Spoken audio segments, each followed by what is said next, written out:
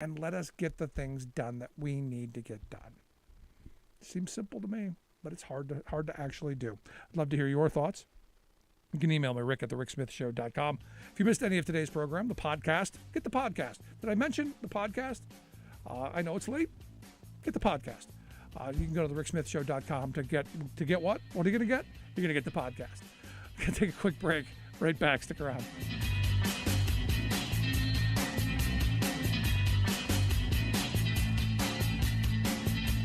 I'm Rick Smith, and this is Labor History in 2. On this day in labor history, the year was 2006. That was the day 7,000 teachers and staff at the Orleans Parish School District in New Orleans, Louisiana, were fired. The public schools were considered some of the worst in the country. The school district was also bankrupt. It was unable to account for $71 million in federal funds. After Hurricane Katrina, the school district lost nearly its entire tax base. The district canceled all pay and health insurance for its teachers and staff. Then, the state of Louisiana seized control of most of the city's 128 schools. A majority were either closed or turned over to charter school operators. The school district fired its remaining teachers and staff. It was a union-busting maneuver against the United Teachers of New Orleans. The union was an AFT affiliate. Organized in 1972, it was the first integrated education union in the South. Its membership overwhelmingly consisted of African American women. After the schools were turned over to the charters, they were replaced by inexperienced Teach for America workers. Many of these new teachers did not have any teacher certification.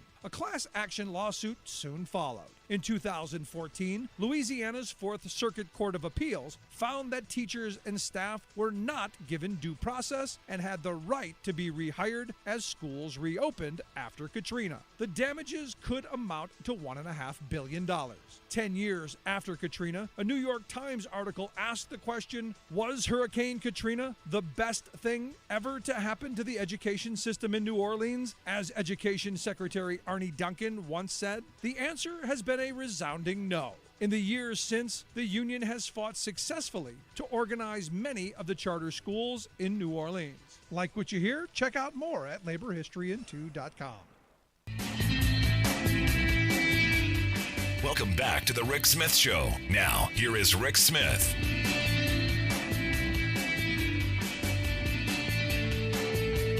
So again, I go back to the big speech. And Atlanta, interesting that he added, as I've been saying, added Atlanta to his, we're going to have to go into the streets in Washington, D.C., New York, and Atlanta, which prompted the Fulton County DA, this Fannie Willis, to ask the FBI for extra security help. Because, look, now that Trump has put this on the map, I don't know that anything is not off the table. The fact that today you had 6 historically black universities and colleges, with bomb threats. Is that coincidence? I think not. And here to share some thoughts on the speech and definitely on all of the voting shenanigans going on across the country. I've asked our good friend Greg Palast to come talk with us. Greg is an investigative reporter, New York Times bestseller. The Best Democracy Money Can Buy is an absolute must-read for anyone who wants to know what happened in 2000 and the playbook going forward. Greg, thanks for taking time for us. Glad to be with you again, Rick. So I'm looking at the this DA in Fulton County. Yes. I think got something to be worried about. After that speech on the anniversary, the 89th anniversary of Hitler's rise to power, him calling for people to, if they do something in Atlanta, I think people got a lot to be worried about. Well, he's saying you can commit a crime, you can commit felony mayhem, but if I get elected, I'm going to give you a pardon. And I'm telling you now, in advance, I'm pardoning you before you commit the crime. This has never happened in American history where you effectively say to people, commit a crime, I'll let you off the hook, which is, of course, what he did when he was president. But here he's saying, that's your vote for me, and you get out of jail card free. Yeah, but here's the thing, Greg. Here's my problem with this. And I think the guy with the eye patch, The Stuart Rhodes was his name, the Proud Boys leader. I think he kind of touched on this when he said we thought he was going to pardon us. We thought we would know there would be nothing coming after us. So he had the chance to blanket pardon all those people. He chose not to in that moment. So, well, remember, he did pardon a lot of criminals like Roger the Creep Stone. This was serious stuff, perjury, etc. And Paul Manafort. But he didn't pardon the rioters because if you remember, he was facing charges himself, impeachment. And remember, if he was impeached, he did fear. He didn't realize we were going to have a weak sister like Merrick Garland as Attorney General. He had a fear that would be part of a conspiracy interference in election charge. He could face a felony crime. In other words, they could say that you can't say that the president giving out a pardon has committed a crime, but you can say it's what remember, I used to work with the Justice Department. We call it a predicate act of under the racketeering laws. He really had to watch it. That could have literally been used as evidence of criminal intent. So is this a crime then? What he has done? I mean, he at this moment he can't dole out pardons, but that kind of a quid pro quo, saying, "Look, if you vote for me, you commit a crime. I'll give you a get out of jail free card as long as the crime is defending me." Is that possibly something criminal? Yeah, I think one of the things that the court is going to have to address, remember, the court's never addressed things like, can a president pardon himself? Can a president pardon crimes in advance of their being committed? Well, then it's not a pardon, it's an indulgence. It's basically a conspiracy to commit a crime and saying you're going to be off the hook. Well, this Supreme Court's going to have to make the decision: are we a nation of laws or a nation of orange-stained criminals? Now, that's an interesting question. Looking at this court, I mean, with your expertise in looking at the 6 Republicans in robes, where do you see them coming down on a question like that? I'm very concerned because I've already seen the commentaries from the right wing that the president's right to pardon is absolute in the Constitution. There's nothing about absolute about anything in the Constitution. These courts find plenty of exceptions. There is a real issue of now we're talking about interference in the election process. And by the way, that's what Fulton County is looking at. Understand that as I've pointed out, because I was investigating this guy, Brad Raffensperger, who's seen as some type of weird, great hero on MSNBC and CNN and 60 Minutes. He's the most vicious right-wing Republican Jim Crow operative in the nation. He's Katherine Harris without the high heels. And he has been promoting these Jim Crow laws in Georgia. What I'm concerned about, he didn't want to go to jail for Donald Trump. Donald Trump said to him, "Fine me 12,000 votes." And as I said from the beginning, Greg, he was willing to do everything he could do to rig the election. He was not going to commit bigger crimes. Now, remember that there were 29 phone calls. We only have the recording from one. Now I know that not all that Raffensperger started getting nervous and stopped accepting some of the phone calls. I'd like to know how many others were recorded. Those should be made public too. And second, I'd like to know what notes there were, who was on those calls. And that's why the Fulton County prosecutor sought a special grand jury, because Raffensperger's not giving her anything. She said, "Well, what other call? You had 29 calls. How many? Well, what happened in the other 28? I'm not saying nothing. You come and get me, cop, or you better have a warrant." So she said, "Well, okay, I'll get a warrant." Now, one thing you should know, Rick, is that the Republicans and Trump are screaming, "Witch hunt, Democrats." Well, there are 20 justices in the Superior Court in Georgia. The 20 who are all Republican appointees, or Republicans and Republican appointees, all 20 voted to grant this special grand jury.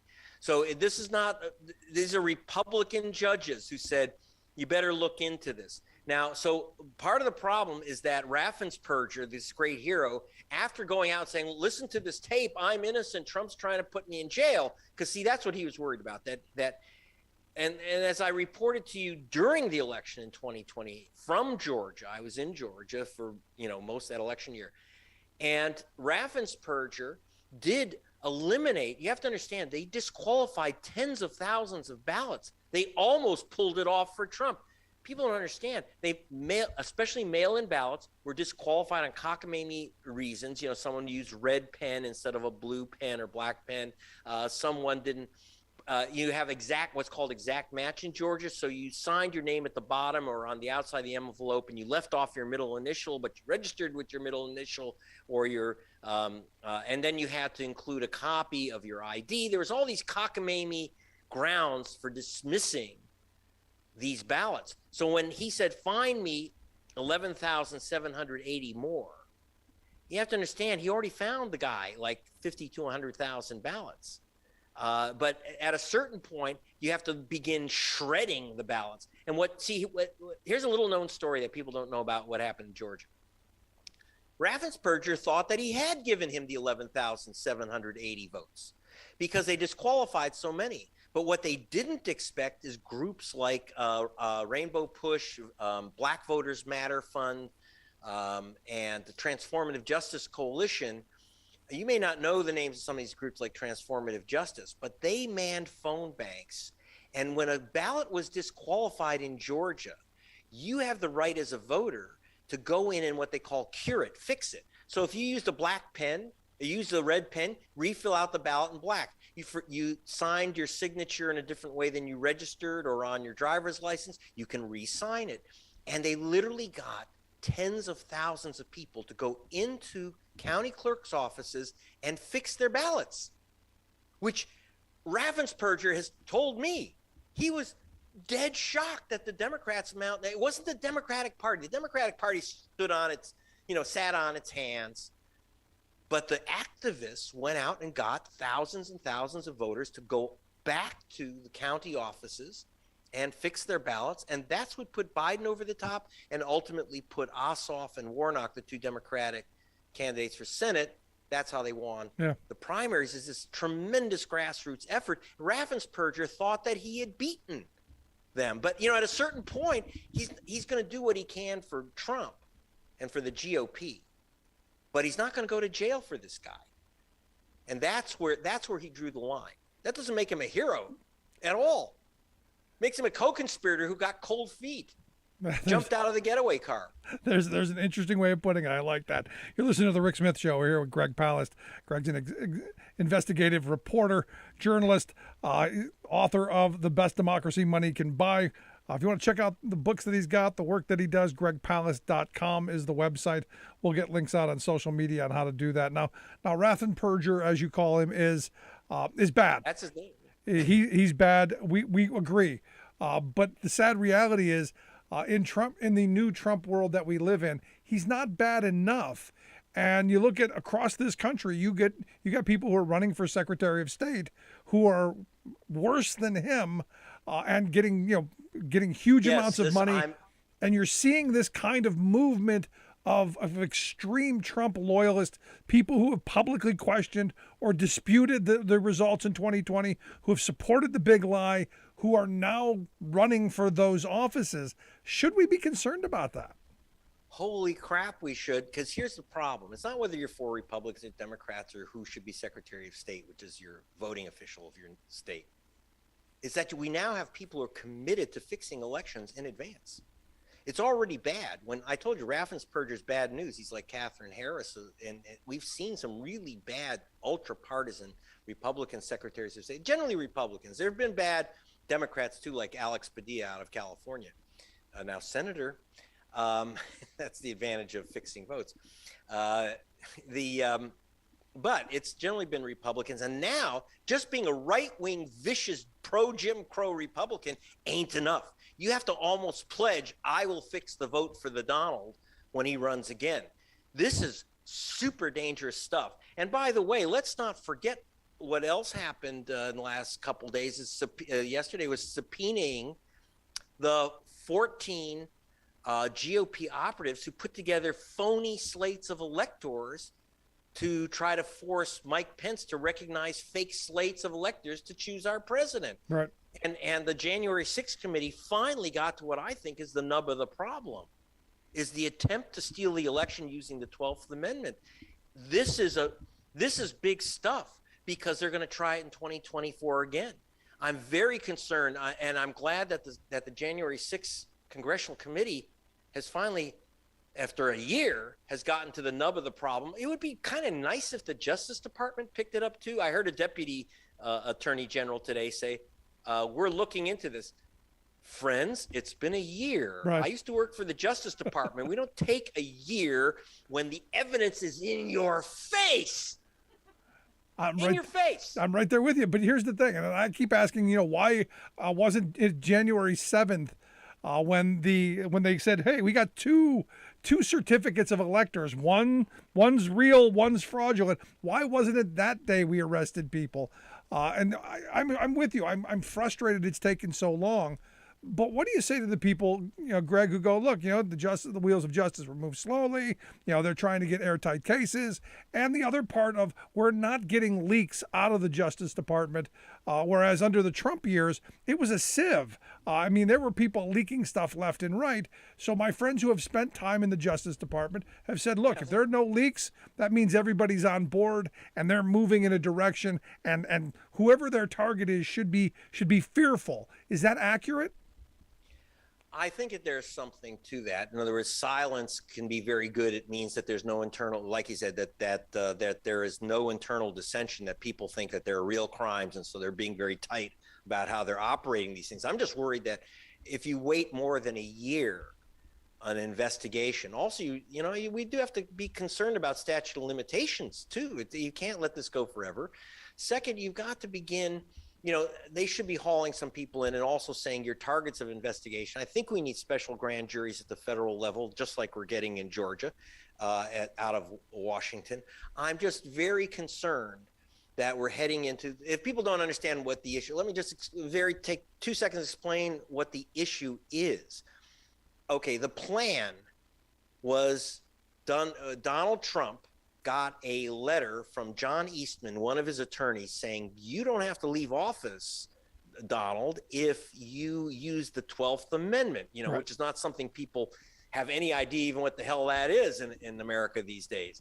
The 12th Amendment says if there's a dispute over who are the electors to the Electoral College, you have a vote in Congress, and it's the House of Representatives will then pick the president, not the Electoral College, which is bad enough. But if you have the House do it, well, no, it ain't Pelosi, Nancy will not be picking your president. Rather, it's one state, one vote. West Virginia and Wyoming get the same vote as California and New York. One state, one vote. You have a majority of delegations are Republican controlled. It's not the majority of the electorate, far, far from it. But imagine one state, one vote choosing our president. Well, Trump's good as inaugurated right. if we end up. And he said in Allentown he was hoping to get to that point. So you're spot on this. So the question that I have is, since voting rights seems to be, on life support, or if not dead already, they're talking about this Electoral Count Act and amending this and doing an overall, so that what you're saying can't happen. Is that better than nothing? Is that a way forward? Or is that just window dressing? No, it's not better than nothing. I'll tell you why. The big problem is not the Electoral Count Act. That's baloney. That's a Mitch McConnell that's a magic trick by Mitch McConnell saying, "Oh, well, I'm doing vote reform. We'll repeal the Electoral Count Act." That's the Electoral Count Act's not the problem. It's the 12th Amendment to the Constitution, and which was used whether you like Andrew Jackson or not, he was screwed out of the presidency. He won the popular vote and the electoral vote. And, they engineered a controversy, and the states ended up voting for John Quincy Adams. And so we've had an election stolen through the 12th Amendment before. And it could happen again.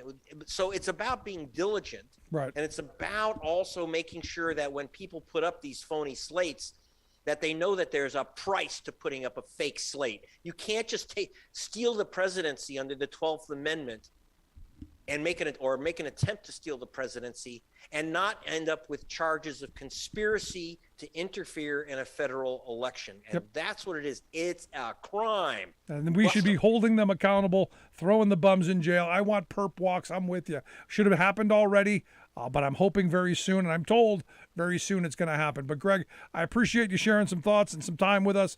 As always, great stuff. Thanks so much, my friend.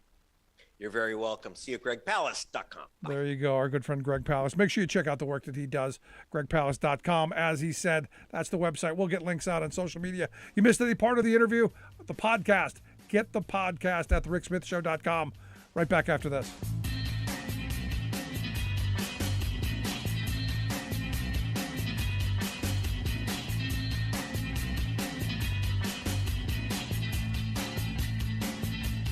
I'm Rick Smith, and this is Labor History in 2. On this day in labor history, the year was 1865.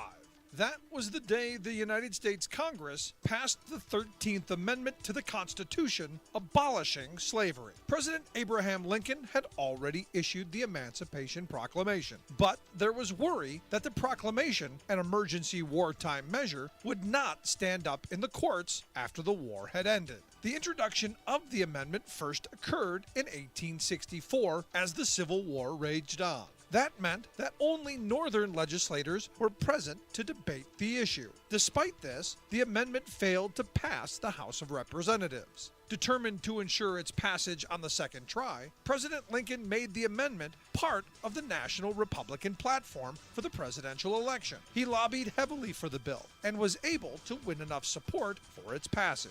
The New York Times described the scene after the vote in the House of Representatives, writing, "No attempt was made to suppress the applause, which came from all sides. Everyone feeling that the occasion justified the fullest expression of approbation and joy."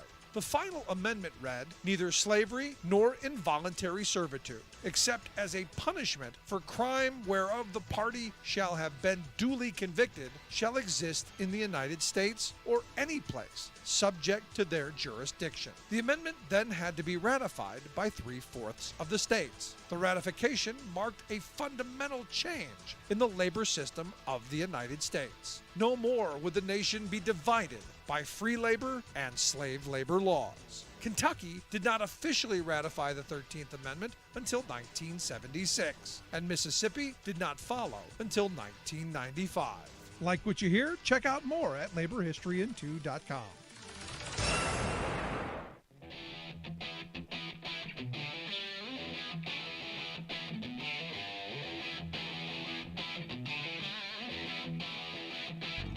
Welcome back to the Rick Smith Show. Now, here is Rick Smith.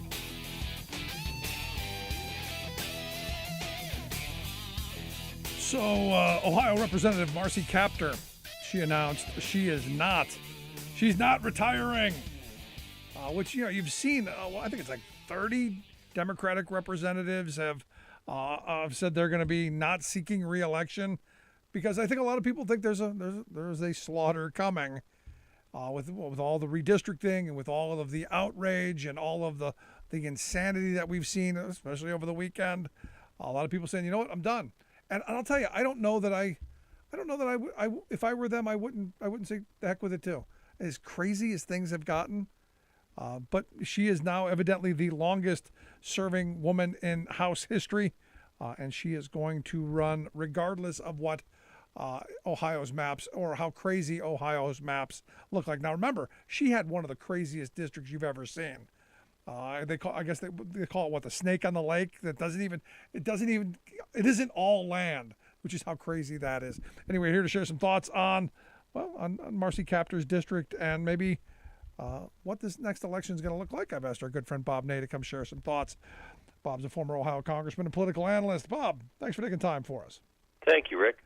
So what do you think? Marcy Kaptur not retiring, not going to do it? Well, it doesn't surprise me, although in the articles it said that people wouldn't be surprised if she retired. And then I read the article and I thought, well, wait a minute, I'm not, thinking, wow, Marcy Kaptur's going to retire. I served with her, of course, for 11 years, knew her before that, knew her well. And her district is, they do call it the snake. It stretches from what you'd call working class Toledo, Ohio, and that's in Lucas County. Then it goes all the way across Lake Erie shoreline, literally like almost in the shoreline, counting fish or something, across the Lake Erie shoreline, and then it goes into the Democratic precincts of western Cleveland. So the only place that Marcy would really, in particular, have a challenge, could be in a primary. Now, also, she was the she got an invitation in, I think it was when was Perot? 1996. 92. And she was asked by them to be one of the running mates. Of course, she didn't. But interesting history. By the way, just for trivia sake, Marcy came to me when I chaired House Administration. She said, "Do you realize we don't have one single portrait in the U.S. House of a female?" And I'm like, "No, I didn't." So I commissioned the first elected female, which would have been Representative Rankin. From and Montana. We commissioned a portrait and did an event. She was from Montana, wasn't she? I think it was Montana. And then the first person that came to me was Chaka Fattah, who is a congressman from Philadelphia area. And he said, "Do you realize since 1793 we don't have a portrait of an African American?" And I said, "I don't understand why not." So we commissioned the first African American, then the first Hispanic elected. So we had three firsts out there, and it was individuals requesting it. And Marcy was the one who requested the first portrait of a female. So it hangs there at her request. I did it. Yeah, interesting. I mean, in fact, Rankin, she was a Republican, if I'm not mistaken. Republican, and then anti-war Raines, to the hilt. I think she voted against. She voted against World War II, yes. if I remember you right. You have a good mind. She was, you're right, the only person to actually vote against World War II. And then I think she got thrown out, and then that was the end of that. Mm-hmm. Good history. You've got a good history mind. No, it's just one of those things that, I don't know, just in the back of my head popped in. Mm-hmm. But no, that's great stuff. I like Marcy Kaptur. I've never been able to get her on the show. We've tried. Really? I've never been able to get, I don't know if she does, I don't even know if she does media.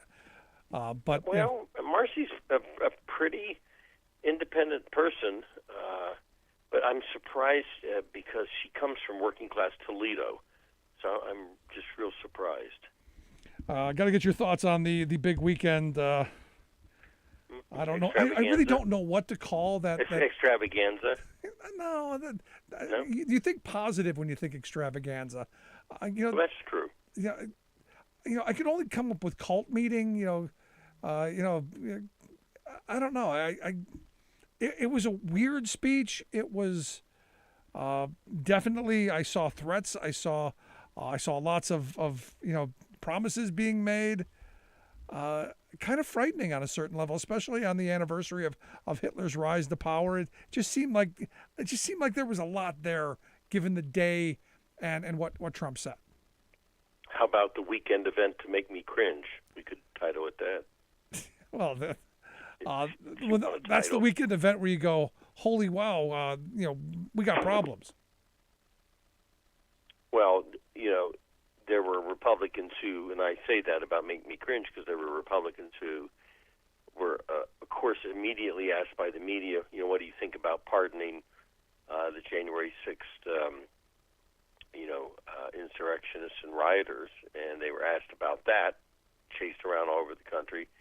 I think that Lindsey Graham basically said that Trump's pardon remarks were inappropriate.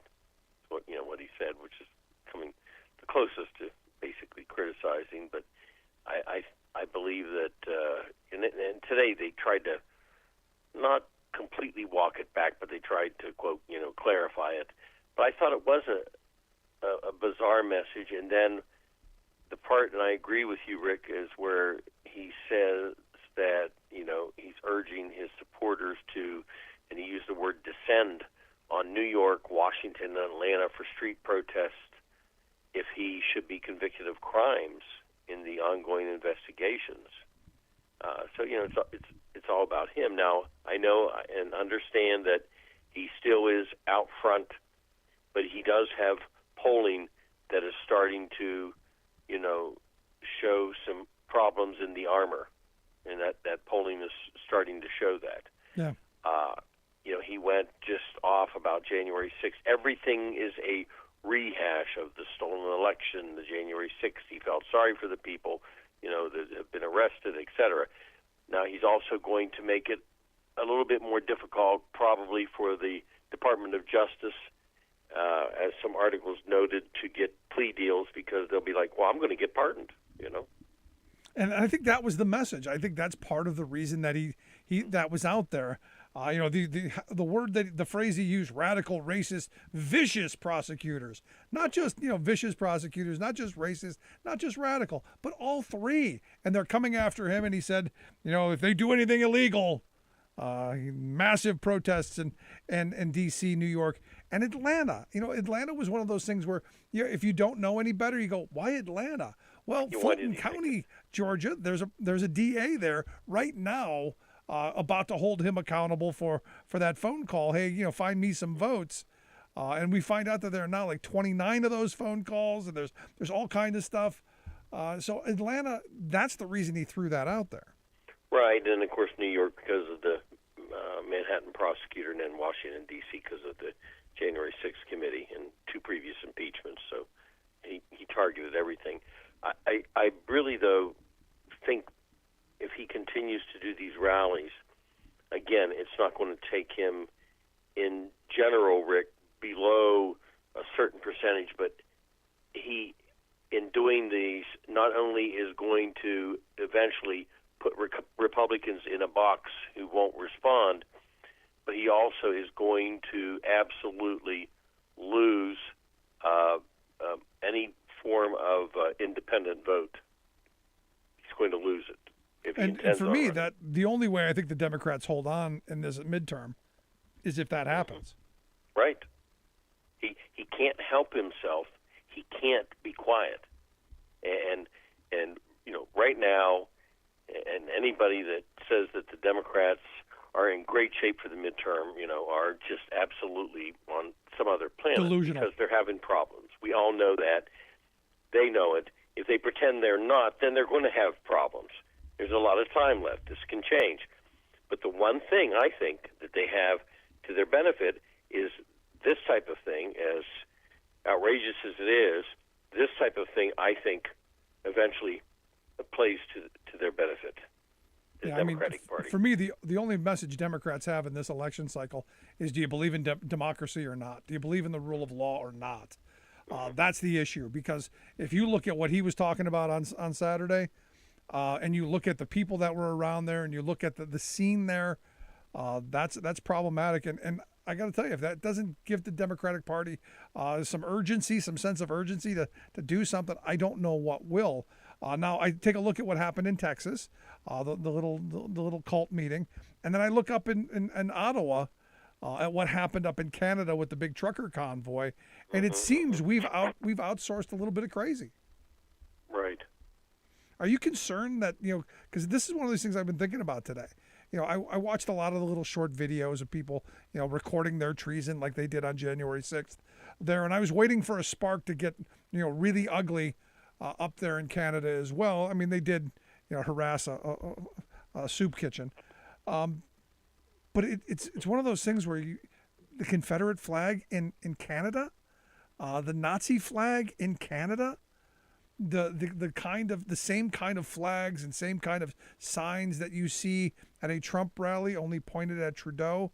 It seems like our model is being exported.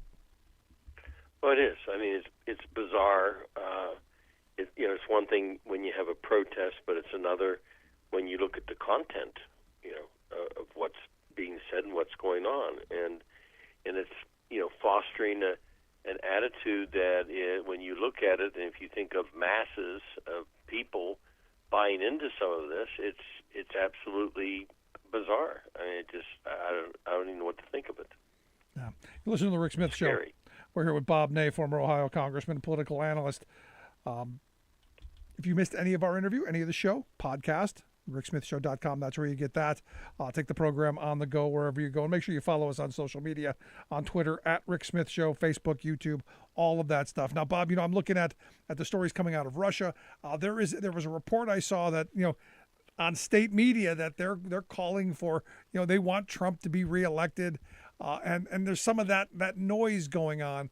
How much of that is noise? How much of that is maybe Putin throwing out a little jab at Biden? How much of it is just trying to stir up chaos, or how much of it is actually we want the old guy back? I mean, I think it's a mixture of everything. I really do.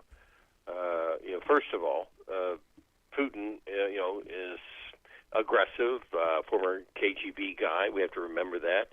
He is used to playing chess games. We have to remember that also. And I think this is a combination exactly of everything that you said.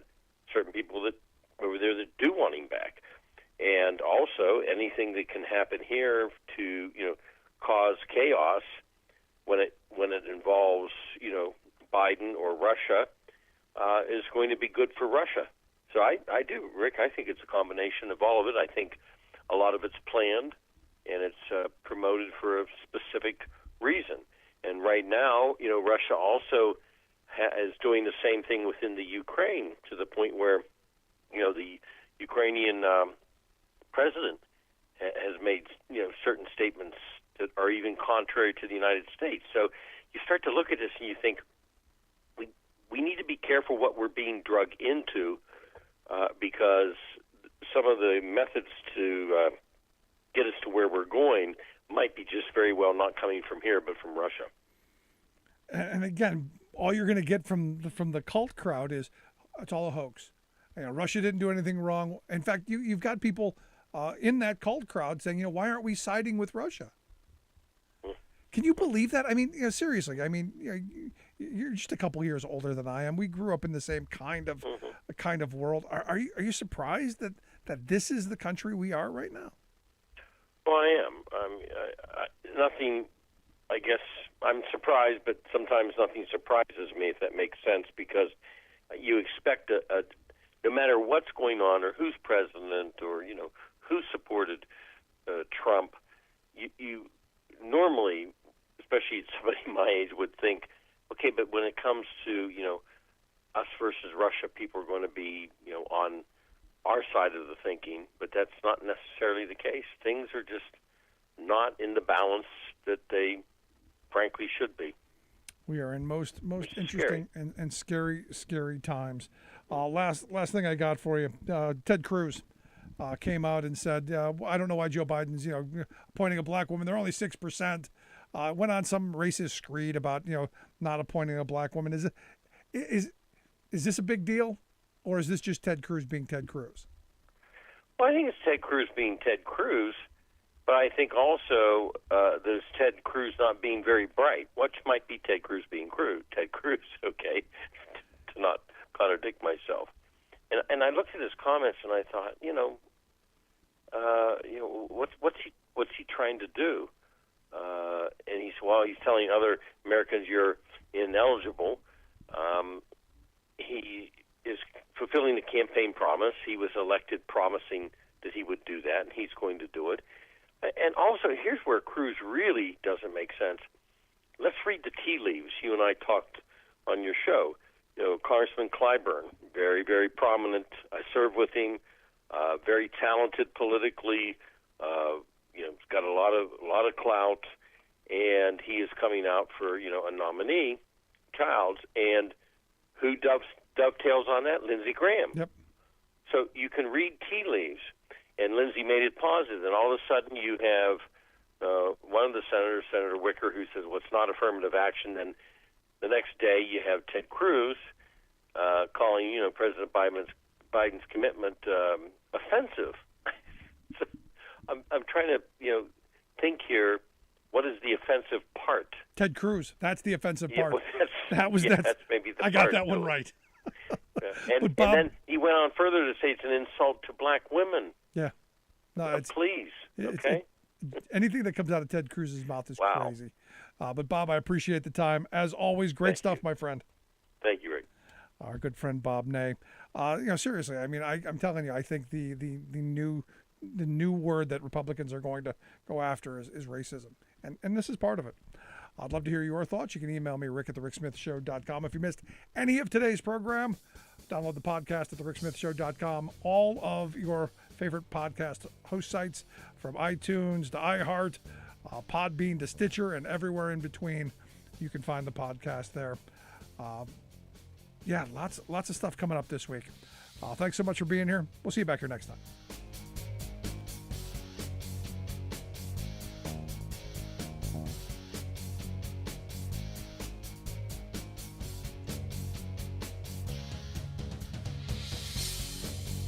You've been listening to The Rick Smith Show.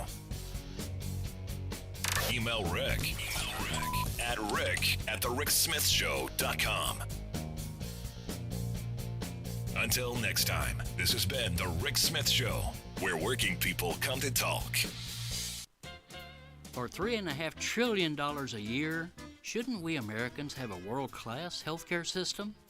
Yet, while we spend the most of any advanced nation in the world to get care, more than $10,000 a year per person, we get the worst results. No surprise, then, that the Medicare for All idea is now backed by 85% of Democrats, 66% of independents, and, get this, 52% of Republicans. So why isn't Congress responding to this overwhelming public demand for universal coverage? I suspect that one big reason for Washington's big yawn over the people's plea for sweeping reform is that our lawmakers do not personally feel the financial pain and emotional distress that are inflicted on millions of regular Americans by a system built on private greed. After all, their health needs are met by a double dose of the socialistic care that they so furiously deny to our families. First, they're given big taxpayer subsidies to cover the cost of their insurance, with you and me paying about 72% of the price. But second, there's a secretive medical center located right in the U.S. Capitol building that provides a full-blown system of healthcare socialism to our governing elites. Called the OAP, Office of the Attending Physician, it provides a complete range of free medical service for lawmakers. No appointment needed and no waiting. They walk in and doctors, nurses, technicians, pharmacists, and other professionals tend to them right away. No need to show an insurance card, and they never get a bill.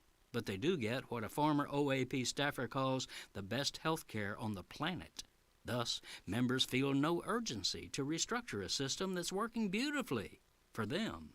This is Jim Hightower saying, so to get good care for all of us, we might start by taking away the pampered care that lawmakers have awarded to themselves. What do the corporate powers from Wall Street to Walmart have in common? They hate the Hightower Lowdown. You can see why at www.hightowerlowdown.org.